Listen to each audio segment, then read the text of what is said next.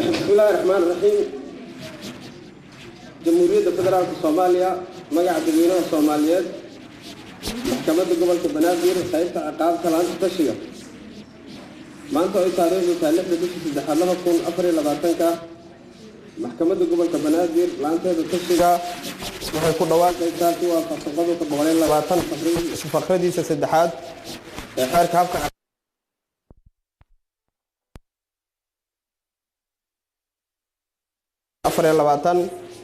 kaasoo eedeysana ka yahay Sayid Cali Macalin Daawud إن أبدلك حرس عثمان أفريل 20 جرة كل شحمر بجندرسين لي كل خيرا حرونك بمبارك في دي كل هذه تغضبها أفر بغلطة لي أفر لا في قدر تصدق سجال فقري شكله بحرك في سداد حركة عقاب الصوماليات هي قدر كأفر بغلية أفر كان فقري شكله ولا لا في قدر تصدق سجال فقري شكله بحرك في سداد حركة عقاب الصوماليات جنحي شنتي بيش لبكم أفر لباتنك محكمة gobolka Banaadir markay aragtay in eedeysane Sayid Cali Macalin Daawud oo maxkamadda ka hor cadeeyay in asiga iyo marxuumadu ay isdagaaleen ka hor inta uuna fal ku dhicin isla habeenkaas markay aragtay in eedeysanuhu sheegay in xaaskiisu ku dhahday nin oday ah ayaan guursanayaa oo ilmaha ila koriya arrintaasna uu ka xanaaqay markay aragtay in eedeysanuhu sheegay in asiga oo careysan uu ku dhahay alaabtayda ayaan gubanayaa intii nin kale kugula jiifan lahaa markay aragtay in eedeysanuhu uu shidaal doontay markii intaas ay dhaafsadeen kadib taas oo caddaynaysa in eedeysanuhu qorsheeyey samaynta faldiyeedka markay aragtay in eedeysanuhu uu gubay qol aan ahaynin qolkii alaabtiisa jiifka iyo fadhigu yaaleen uuna gubay qol aan wax alaab ah aalin haddii laga reebo hal sariir iyo hal joodari iyo armaajo taasoo caddaynaysa hadduu rabay inuu gubo alaabtiisa inuu ka bilaabi lahaa debka qolka jiifka iyo fadhiga ee uuna ka bilaabi lahaynin qol aan alaab aalin markay aragtay in qolka la gubay ay ku gubteen taleefanadii marxuumadda taasoo caddaynaysa in marxuumaddu qolkaas joogtay marka uu gubayay oo ayna gelin markii uu debku qabsaday sida uu ku dooday eedeysanuhu markay aragtay in taleefanada marxuumaddu ay ku gubteen qolka uu gubay eedeysanuhu taas oo muujinaysa in marxuumaddu ay qolka dhex joogtay inta badanna taleefanadu ayna qofka ka harin saacadaasna ay ahayd xilli dambe markay aragtay in sawirka marxuumaddu uu ka muuqdo debka gubay jirkeeda oo dhan ayna suurtagal ahaynin in debka ka kacay hal sariir iyo hal joodari uu u gubi karo marxuumadda jirkeeda sida ka muuqata markay aragtay in eedeysanuhu sheegay in waxaas oo dhan uu u sameeyey hadalkii marxuumadda ay ku dhahdo oo ahaa in ay nin kale guriga keensanayso oo ay ku guursanayso taasnu ay keentay in uu xanaaqu ka tambadiyo sida uu sheegay xukunka maxkamadda gobolka Banaadir iyadoo codsanaysa asbaabta sare ku xusan si waafaqsan qodobka 84 faqradiisa koowaad xarafkiisa ah ee xeerka habka ciqaabta Soomaaliyeed iyo qodobka 107 faqradiisa saddexaad ee dastuurka ku-meelgaarka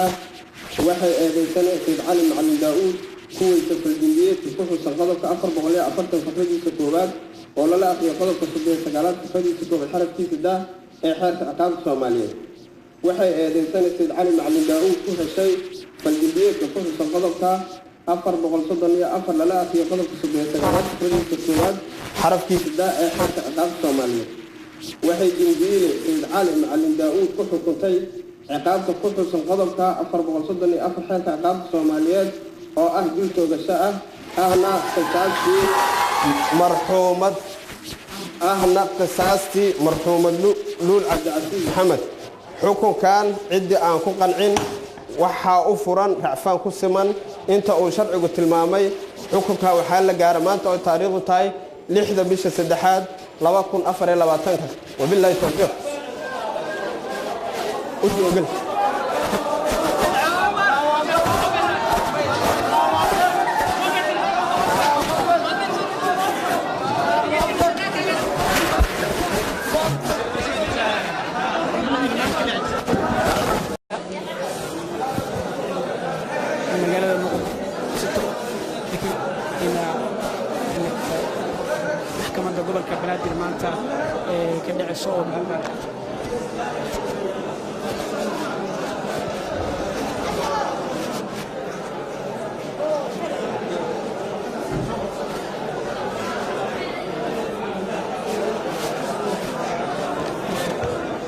toos ah idinooga daawanaysaan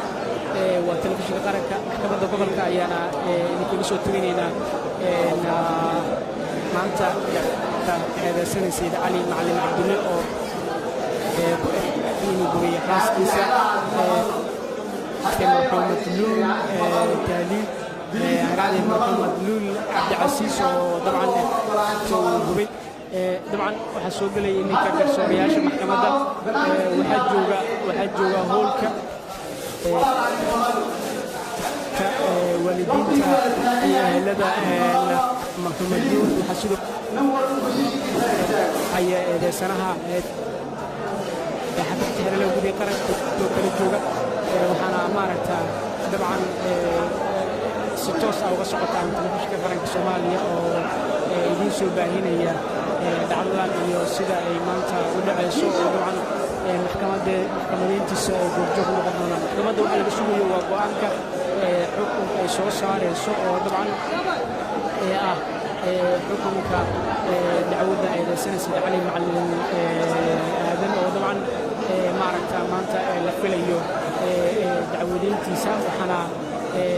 دعوة سعودية من قالسين لو فردي أو كردوة أو دقيستي كريمة الدفاعي إلى سنها سلوكلو على دقيستي أو طبعا توس الله داوري أيضا وربعين تو لايف تهاي سلوكلو سيد إلى سنها سيد علي وطبعا أسأل سؤالي ويدينيين كريمة الدفاع إلى سنها وحسدوا كل سؤال ويديني حديث كهذا بدي قرأنك بدون محكمة قبل كبنات رسالة علي محمد سؤال من هابك فلك المسؤولي إن وحكي الجيران يسدوا كذا عن شيء يدو هذا صالح عرادي سنة سيد علي والشهيد وحكمها إن دمك سبوا شيء كدمركي أي حاسكيسو اسكو مغرافين هذا اللون اسلا مركان اسكو قبسدين دوما xiriirta Masayr iyo lamida sidaas طبعا goordhow ay maxkamadeedu waa qasta bilaaban doonta oo la filayo in xukunku uu bilowdo marka waxaana idinka leeyahay sidii loo hagaajin lahaa dadka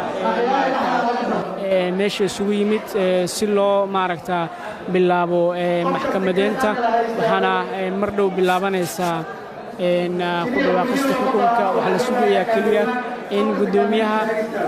maxkamadda uu soo galo iyo sidoo kale garsoorka kadibna ay ku dhawaaqaan xukunka eedeysanaha oo dabcan saacad kadib ama ay raahday daqiiqado kadib lagu dhawaaqi doono howlka fadhi waxaa sidoo kale jooga oo booliiska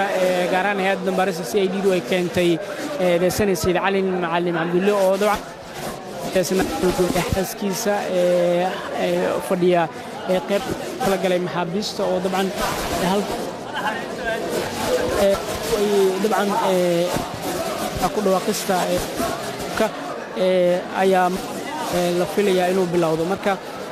dabcan si toos ah waxaad nooga daawanaysaan waa telefishinka qaranka xaruntiisa dhexe ee magaalada Muqdisho ayuu si toos ah uga socotaan waxaa sidoo kale aad ka daawanaysaan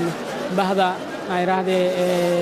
warbaahinta qaranka qaybeeda kala duwan sida raadiyo Muqdisho wakaalada wararka Soona iyo sidoo kale guud ahaan beejkan ku leenahay